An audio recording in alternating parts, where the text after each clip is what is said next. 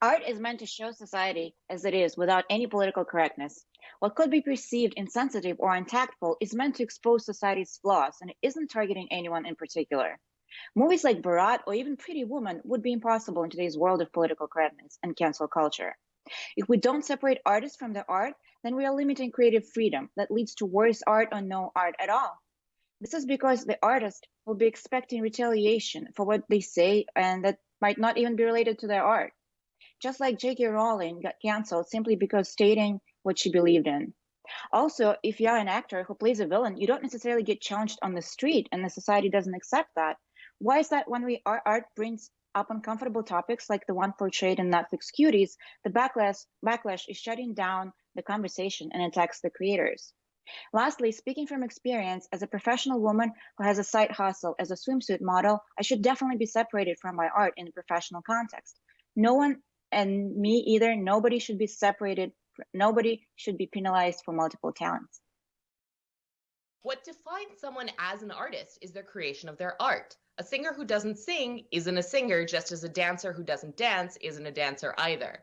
Theoretically, art can be appreciated without any knowledge of who created it or why. But even then, our mind's eye imagines an artist and motivation, providing the lens through which we view the work. The beauty of a market system is that it empowers individuals to promote their values through their choices. In other words, we vote with our dollars. When we listen to our favorite musician's new album or buy a ticket to the latest blockbuster film, we are putting money in content creators' pockets and telling the world that we want more of that kind of content produced by those kinds of people. That said, we do need to be wary of a cancel culture that treats all infractions the same, preventing people from learning from their mistakes and becoming better people.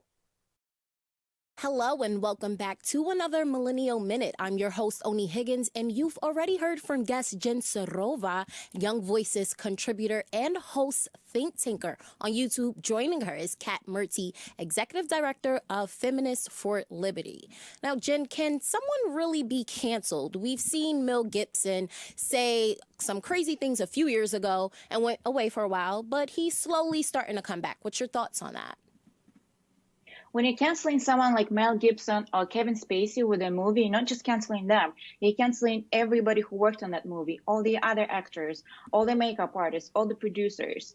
So, and you only sometimes as an actor and somebody who works in show business, I know that you only get those chances every once in a while. We train for those chances like Olympic athletes. And when Olympics gets canceled or boycotted, everybody feels bad for them. So why is nobody feeling bad for us? You should remember, it's not just one person, it's everybody around them that gets canceled together.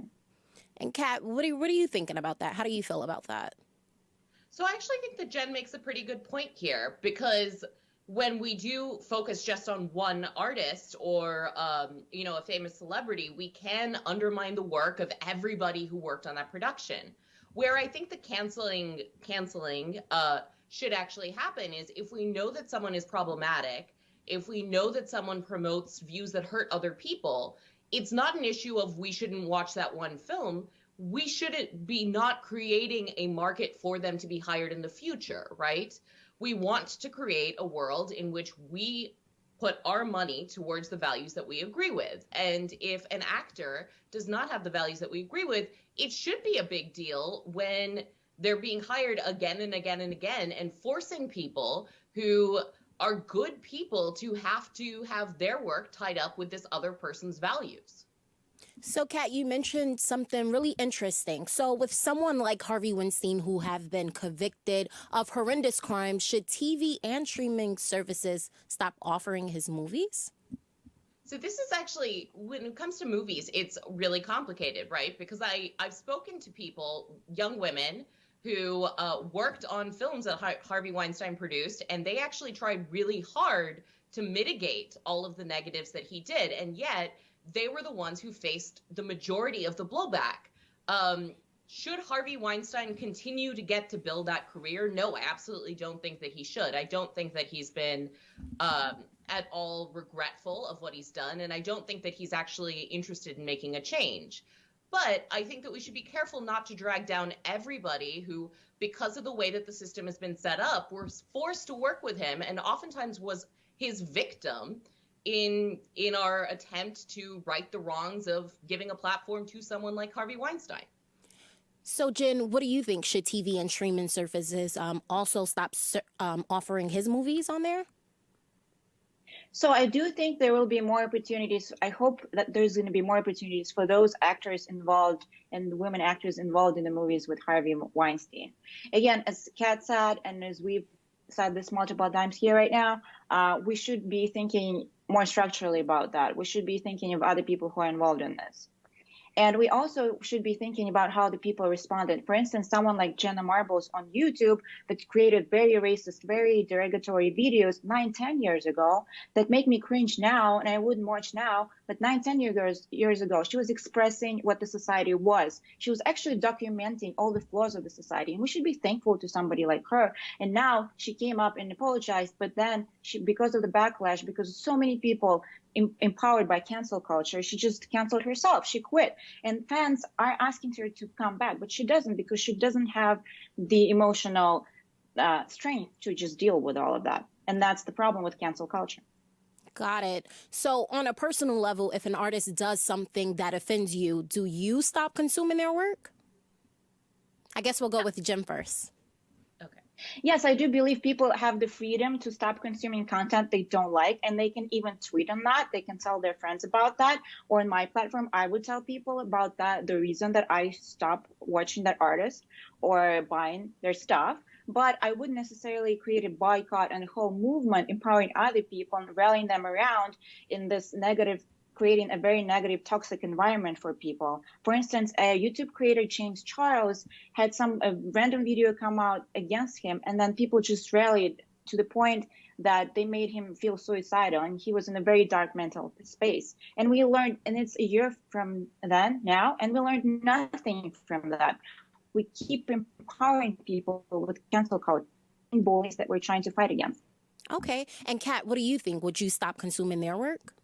This is something I've actually had to make some very personal decisions about. We all know R. Kelly, the musical artist. I grew up with his music. That song, Ignition, is one of my favorite songs from when I was a teen. I don't listen to it anymore because I don't want to create an incentive for platforms like Spotify to continue playing his work. I don't want to reward the producers who looked past his multiple cases against him, multiple charges against him for decades, and continued to prop up his career because he was still making money. So I do think that Jen brings up a really good point. I think we have to look at who the artist is and whether or not they've learned and grown, just as all of us do, right? Like, values change over time, and what we consider right or wrong in the ways that we think about things do change over time. And if an artist is willing to do that, and an artist is willing to apologize for what they did and hang a light on it and grow from that, I think that that's very different from something where we see someone repeatedly over and over and over again doing something that's really awful with no remorse. And I don't think that we should give a market incentive to allowing that kind of behavior. Well, this is certainly an interesting topic. Thank you both for being here. And for all of you at home watching, thank you. Have a great day.